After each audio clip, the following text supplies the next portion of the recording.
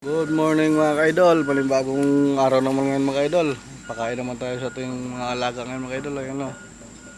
At pagkatapos ating magpakain mga ka-idol, at puntahan din natin yung tanim natin na kuan, talong mga ka-idol. Bisbisan natin ng tubig mga ka-idol. Ayan, mga ka-idol, oh. Pagkain ko mga ka-idol, sabog-sabog lang mga ka-idol. Mga ganyan lang mga ka-idol, oh.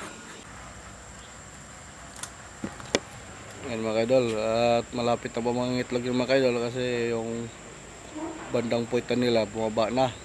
Ganyan po malalaman mo yung baby kung malapit na mga itlog mga kaidol. Yung sa mga puwitan nila pag bumaba na yung pag bumukol na mga kaidol. Mga kaidol, tapos na tayo pagkain baby mga kaidol. Dito naman tayo sa tintaniman mga kaidol. Ito mga kaidol. Ito yung talong natin tinanim yung nakarang araw. At nakita nyo mga kaidol, itong butas na to, kaya binutasan ko ito mga kaidol kasi parang pag bisbis mo hindi siya mabali yung puno kasi maliliit pa lang eh. Kaya dinaan-daan mo natin dito mga kaidol.